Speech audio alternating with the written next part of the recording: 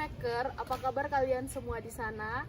Semoga semuanya dalam keadaan sehat-sehat dan selalu dalam lindungan Tuhan. Dan siang hari ini kita kedatangan tamu jauh-jauh dari Ambon. Kita import langsung dari Ambon. Wah, luar biasa. Apa kabar, Bung? Baik. Tos Covid dulu. Tos Wih, Covid. sedap.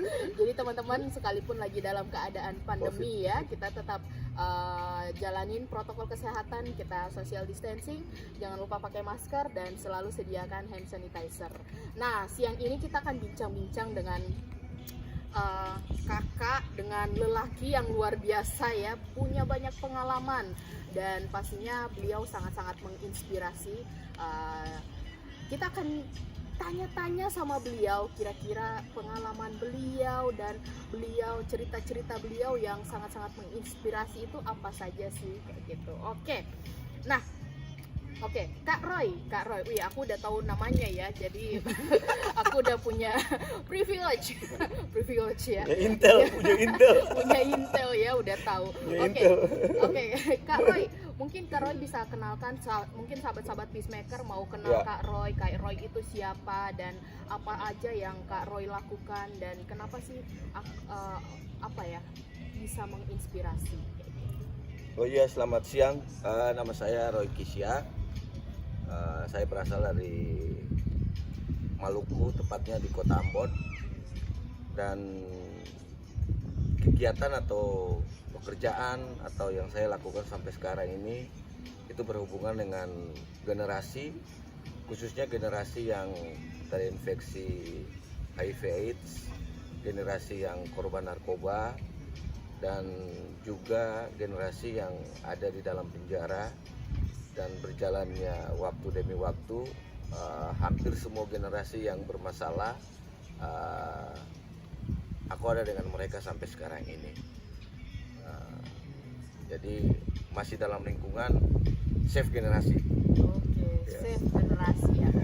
Wow, bener-bener. Save generasi. Iya, terbeban banget ya untuk generasi ya Kak. Saya terbeban. Alasan terbebannya tuh kalau diceritain bisa satu atau dua buku, tapi saya sedikit bercerita kenapa saya terbeban, karena generasi yang sekarang saya ada dengan mereka dan tangani mereka, saya dulu juga sama dengan mereka, yaitu memakai narkoba dan ada di dalam hal-hal kriminal yang berhubungan dengan hukum. Oke, jadi karena basicnya pernah ada di dalam kisah-kisah ada masa kisah-kisah kelam ya. masa kelam. Oke, nah kira-kira Kak Roy, selain pernah ada di kisah-kisah masa kelam, kenapa sih Kak Roy mau terjun di atau mau peduli sama generasi yang tadi ya, yang narkoba, yang HIV, padahal kan maksudnya kayak itu bukan tanggung jawabnya kita gitu loh Kak. Iya. Nah, itu Kak Roy gimana? Saya tadinya nggak terpikir bahwa saya harus ada kembali dan menangani anak-anak seperti saya dulu. Sebenarnya semua berjalan natural sih, natural, tapi dapat sebuah, saya bukan rema ya, kalau rema bahasanya agak tinggi ya, agak religius, tapi akhirnya saya dapat sebuah pemikiran kenapa saya harus ada di dunia ini. Itu yang pertama sih. Intisarinya kenapa saya harus dilahirkan, kenapa Tuhan izinkan saya untuk dilahirkan di dunia ini dan saya bisa hidup sampai sekarang ini. Satu pemikiran simpel saya bahwa Tuhan menghadirkan saya di bumi ini supaya saya juga bisa berfungsi atau bermanfaat bagi sesama manusia. Itu sebenarnya awal pemikiran dari pemikiran itu. Jadi waktu saya berpikir seperti itu, tadinya saya ada di dunia gelap, saya merasa saya pernah hancur dan saya masih diberikan nafas kehidupan, berarti nafas kehidupan saya ini saya harus mempergunakan untuk sisa hidup saya kepada sesama generasi yang masih diberikan kehidupan tapi ada pada lingkungan yang gelap sama seperti saya. Oke. Jadi benar-benar terjun langsung Iya. untuk benar-benar ke lapangannya langsung Kak Roy menyelamatkan. Itu Kak Roy datang ke tempat-tempat atau Kak Roy udah kerja sama dengan badan hukum atau mungkin apa ya, komunitas atau Komunitas, apa betul, iya. itu Iya. yang Kak Roy bisa dapat info nih, oh di sini ada ini, di sini Iya. ada ini, kayak gitu. Anak-anak seperti itu pasti mereka ada punya komunitas yang memakai narkoba sama-sama, komunitas yang melakukan hal-hal kejahatan kriminal yang lain sama-sama. Mereka pasti ada punya komunitas, karena saya juga datang dari komunitas yang memakai narkoba, komunitas Ambon, komunitas yang yang ada pada jalan yang tidak benar. Jadi kami ada punya komunitas dulu. Jadi untuk ada ke mereka secara personal, saya sudah agak sedikit mudah masuk ke mereka. Tetapi kan tidak sembarang untuk masuk ke mereka, karena saya pasti ada butuh ilmu pasti, butuh ya pelatihan pasti, dan pasti butuh dana lah. Kebetulan waktu pertama saya awal terjun di dalam dunia penanganan narkoba, HIV dan generasi sampai sekarang ini, saya ada di satu LSM atau di satu yayasan yang dibawain sama funding yang mendanai apa yang kita kerjakan. Kak Roy, kayaknya di sini karena berangin ya, jadi mungkin suaranya masuk juga di kamera, jadi kita harus berpindah ke dalam biar suaranya lebih jernih dan orang-orang bisa nangkep apa sih yang cerita menginspirasi dari Kak Roy ini. Kita pindah ke dalam ya Kak? Boleh.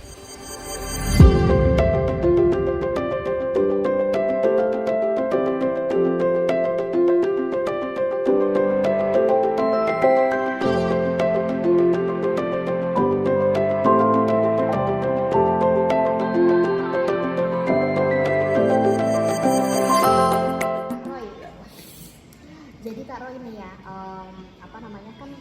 anak-anak seperti itu ya, mereka kira-kira ada nggak ya Kak Roy yang misalnya nih mereka udah pernah sekali masuk penjara atau sekali narkoba dan semuanya, ada nggak ya yang balik lagi pakai narkoba lagi, balik lagi kena kasus hukum lagi, ada nggak pernah nanganin generasi seperti itu atau remaja-remaja seperti itu nggak Kak? Oh, itu banyak, itu masih ada sampai sekarang.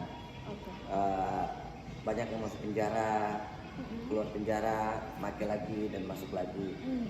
Jangankan masuk penjara, masuk rehab pun, keluar rehabilitasi, masih ada yang mati juga kok sampai sekarang ini. Masih ada. Ya. Masih ada sampai dengan sekarang. Sekarang ini nah, sampai kira-kira bagaimana Kak Roy menghadapi seperti itu, kan otomatis kan pasti kalau kita secara pribadi, kalau aku mikirinnya aja aku udah pusing banget nih Kak. Apalagi terjun langsung ya. Jadi gimana tuh Kak? Saya pikir apa yang saya lakukan itu pasti saya lakukan dengan total, tetapi total bukan berarti saya harus membuang tenaga atau harus membuang energi untuk satu orang, karena yang saya tangani kan bukan 1-2 orang, yang saya tangani kan banyak. Saya berharap bahwa dari antara 10 orang saya tangani 5 orang benar-benar stop dari narkoba, itu aja udah bersyukur.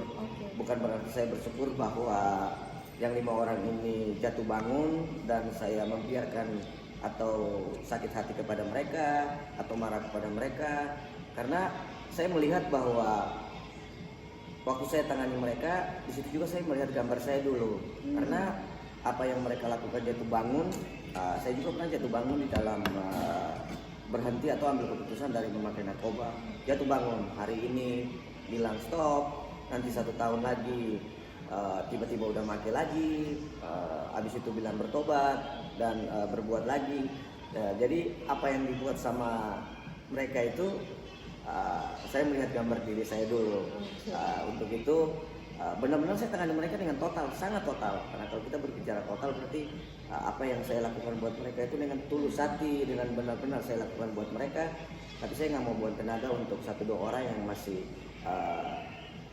masuk penjara, keluar penjara dan makin lagi. Artinya biar waktu yang menjawab mereka sendiri. Jadi biar waktu yang menjawab dan juga ya pasti Tuhan turun Iya, tangan langsung biar di dalam Tuhan yang turun proses tangan mereka langsung, ya. ya. Kalau misalnya ya mereka mau bertobat berarti Iya. ya Tuhan udah turun tangan Turun tangan dalam kepada kehidupan mereka. mereka ya. Iya. Oke, Kak Roy, kira-kira pernah nggak ngalamin masa-masa sulit ketika ada dalam kegerakan ini atau ada di dalam komunitas? Pernah aduh gila, aku punya keluarga, aku mau menikmati masa-masa mudaku, ngapain aku harus mikirin orang, ngerjain orang, apalagi orang yang kita kasih tahu mereka masih pakai lagi dan semuanya. Nah, pernah ngalamin itu? Orang dengan narkoba atau penanganan narkoba aja orang udah berpikir bahwa gila tangani orang-orang ini nih bagaimana sih, seperti apa, apakah mereka mau mendengar orang-orang yang tangani mereka, atau apakah mereka mau bertobat dengan kata-kata yang bagus dari orang-orang yang tangani mereka. Tantangan buat saya sangat banyak. Yang pertama tantangan dalam diri saya nggak bisa pikiri bahwa tantangan dalam diri saya bahwa saya adalah pernah pakai narkoba. Tantangannya yaitu di saat saya ketemu mereka ada trigger, ada halusinasi, ada pemikiran-pemikiran bahwa waduh gue maki lagi nih, dan itu pernah terjadi. Waktu pertama saya ngambil keputusan untuk tangani anak-anak narkoba 1, 2 tahun, 3 tahun saya maki lagi, itu nggak bisa pungkiri. Nah, saya harus jujur Karena dapat barangnya gampang. iya, ya. dapat barangnya gampang, terus ketemu setiap hari ketemu anak-anak yang pakai yang barang yang sama dengan aku pakai, jadi waduh itu nggak bisa dipungkiri. Itu yang pertama. Tantangan yang kedua bahwa tidak semua anak-anak narkoba mau mendengar orang-orang yang mantan pakai narkoba berbicara, karena yang mereka lihat yang pertama adalah contoh. Apakah benar nggak nih si Roy yang tadinya mantan narkoba datang kepada kami dan dia benar-benar sudah stop dari narkoba? Itu yang kedua, ya kan? Dan yang ketiga, tantangan yang berikutnya adalah kita kerja dengan anak-anak mantan narkoba itu, kita kerja dengan anak-anak yang penuh dengan emosi, egois, penuh dengan cara berpikirnya yang, saya nggak mau bilang anak-anak, tapi cara berpikir dalam bahasa, cara berpikir yang seperti yang gimana orang kena narkoba punya cara berpikir seperti apa ya.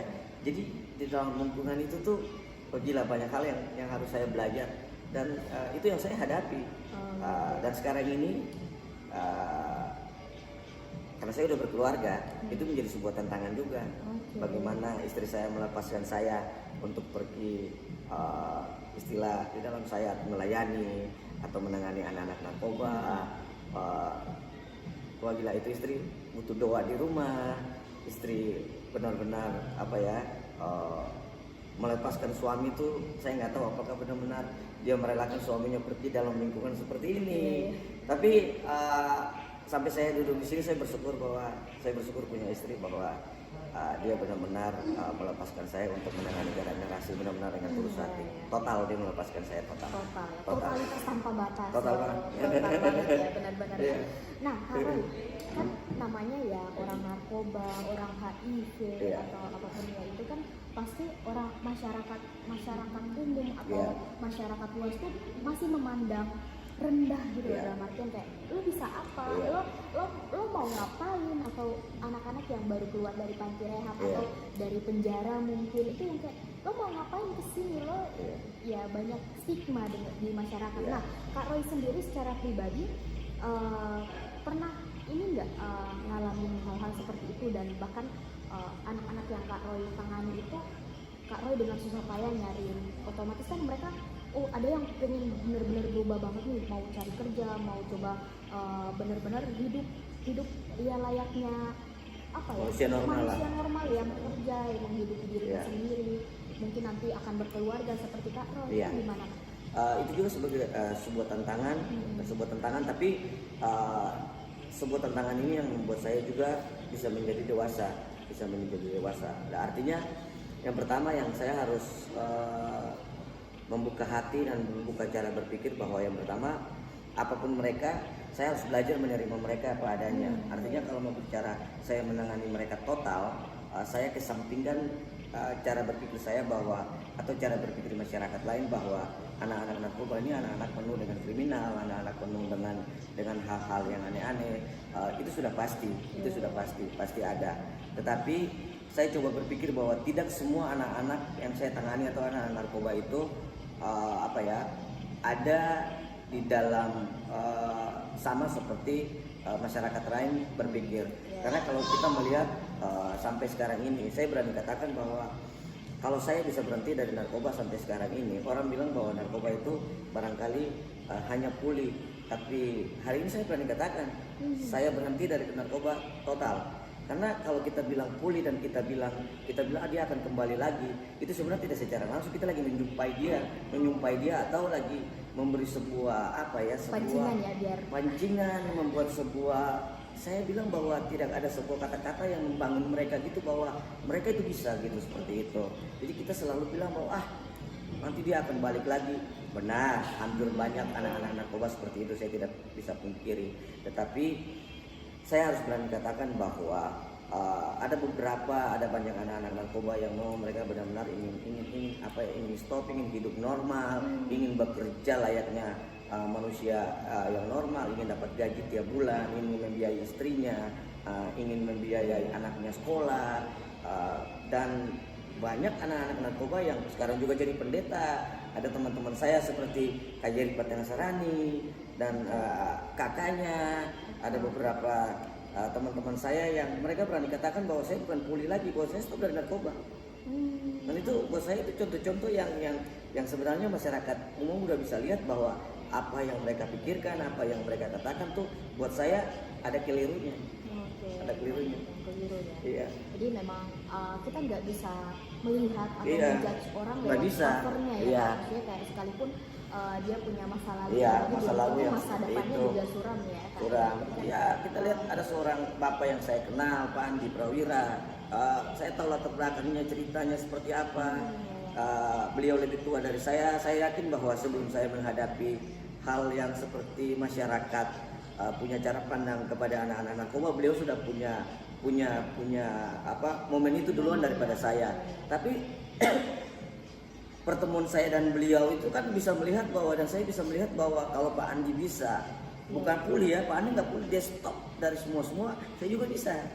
Nah, artinya kita semua punya kesempatan untuk bisa gitu, ketemu kesempatan yang sama. Iya, kalau balik lagi ke diri kita, respon diri kita, respon diri kita mau stop apa enggak. Iya, sebenarnya Tuhan itu udah menciptakan kita itu benar-benar, maksudnya dia bentuk kita dengan bentuk yang sebaik-baiknya, masa depan yang cerah. Cuman kadang respon kita yang mungkin kadang kalah dengan lingkungan dan semuanya, dan pastinya Tuhan selalu punya kesempatan ya untuk mau menerima kita ya. Ya seperti itu. Jadi, nah kira-kira nih Kak Roy kan tadi kan cerita tuh pernah makan narkoba dan semuanya ya.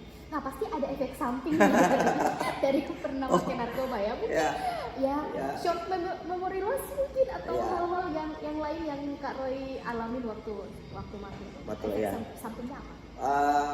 Banyak ya, tergantung jenis narkoba apa.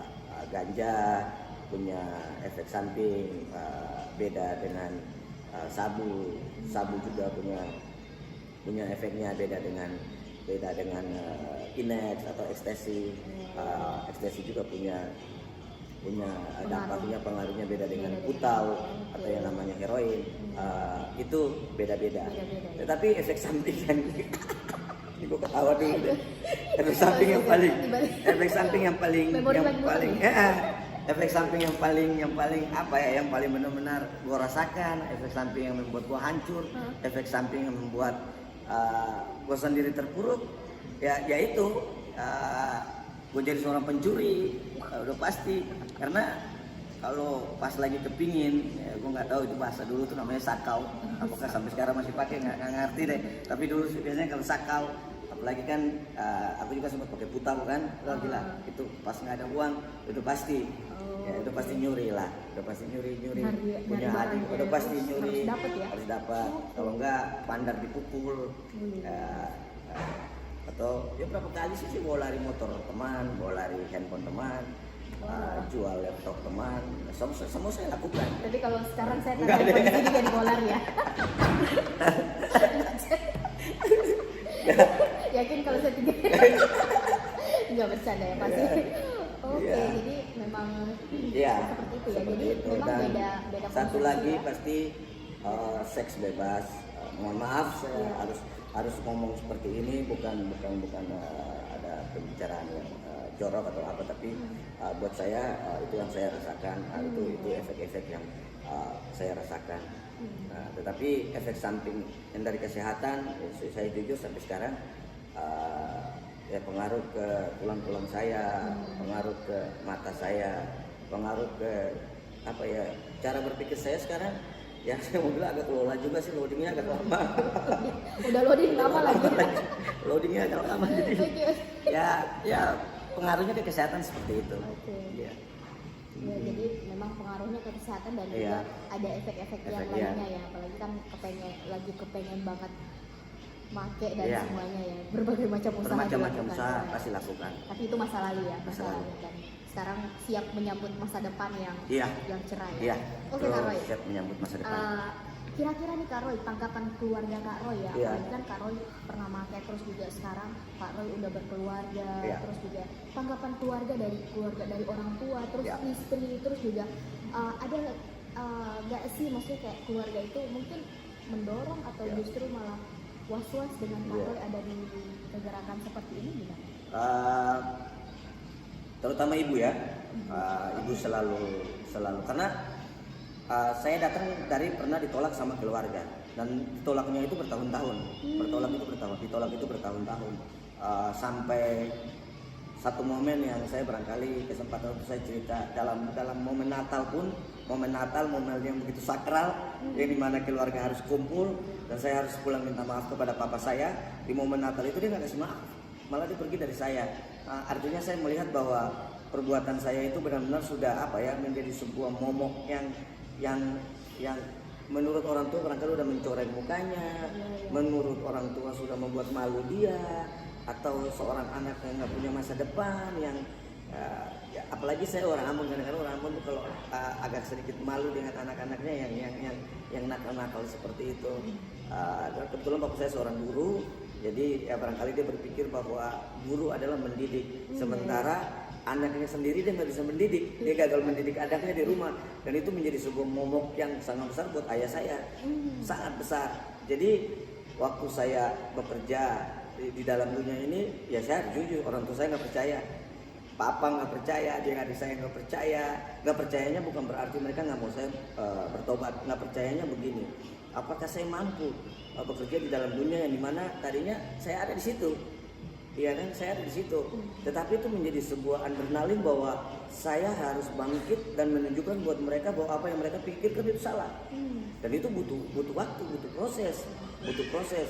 Malah saya udah kerja di dalam dunia ini pun juga, Papa belum yang 100% menerima saya sebagai seorang anak. Yang itu yang membuat saya kehilangan figur Papa untuk beberapa waktu yang sangat lama, sangat lama. Terus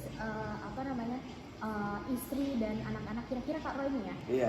Kak Roy udah jadi bapak kan sekarang ya. Mungkin perasaan bapaknya Kak Roy mungkin ada ketakutan tersendiri di anakku mau jadi apa ya nanti ya, Iya. atau gimana tuh Kak? Sekali waktu jadi momennya, jadi Papa tuh paling bersyukur kalau saya udah punya istri. Menurut Papa, kalau saya punya istri berarti saya udah punya sebuah tanggung jawab, atau setengah dari berpikir saya yang tadinya menyimpang bisa kembali untuk memikirkan rumah tangga.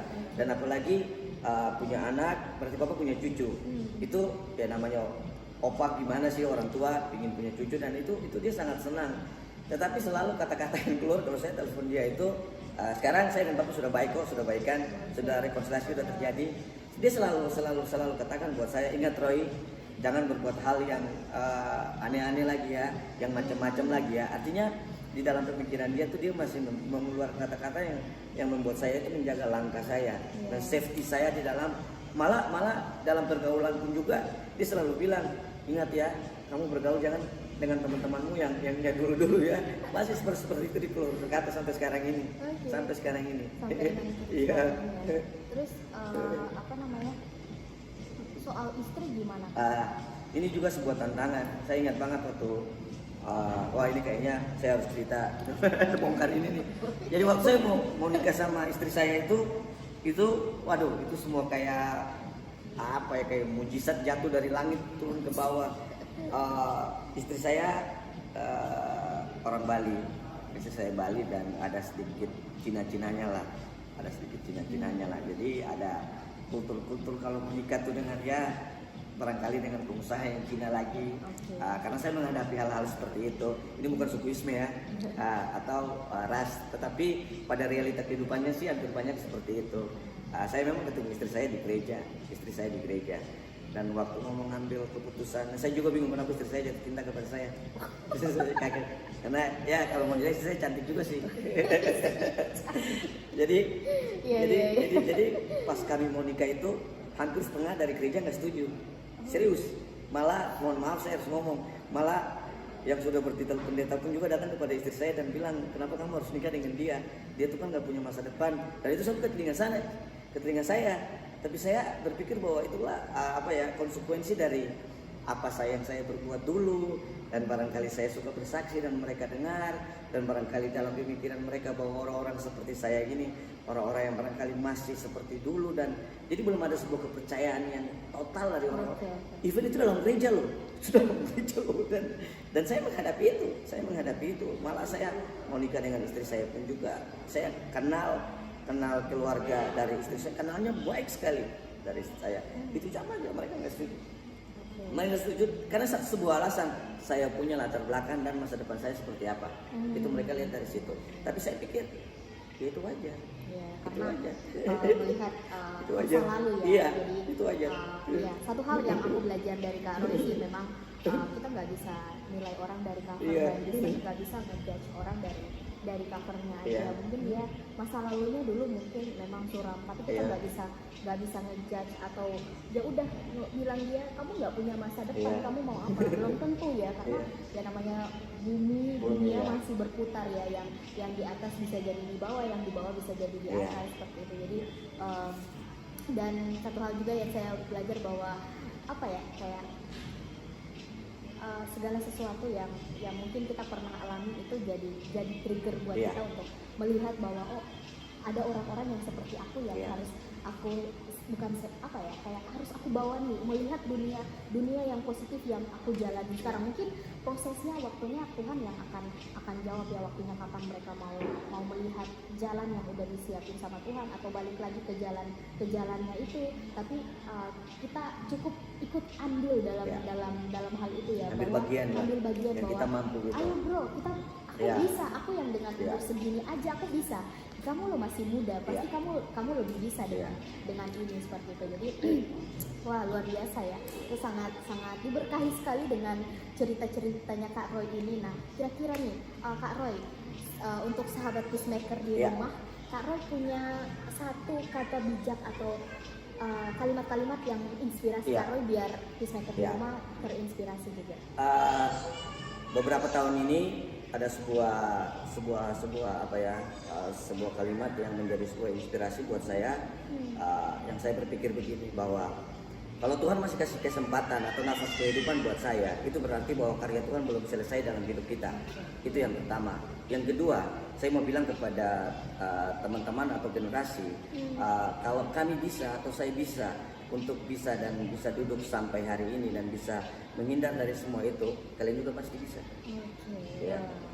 Jika jadi sahabat Peacemaker, jika Kak Roy bisa, Ya. kalian juga pasti bisa. Dan satu hal yang aku mau pesan, lakukan yang terbaik ketika kalian udah melihat hal-hal positif di lingkungan kalian dan hati kalian udah mau menuju ke arah sana, lakukan itu. Lakukan itu dengan totalitas, tanpa batas. Sadar. Thank you. Oke, sahabat Peacemaker, udah tiba di penghujung acara. Udah tandanya udah selesai kita bincang-bincang dengan Bung Roy yang kita import langsung dari Ambon pastinya. Wah. Nah, teman-teman, kita mau ingetin lagi untuk kalian tetap jalanin protokol kesehatan dengan social distancing. Jangan lupa kemana-mana pakai masker, dan pastinya selalu sediakan hand sanitizer di kantong kalian atau di tas kalian. Sampai ketemu lagi di bincang-bincang selanjutnya, dan bye-bye sahabat Peacemaker.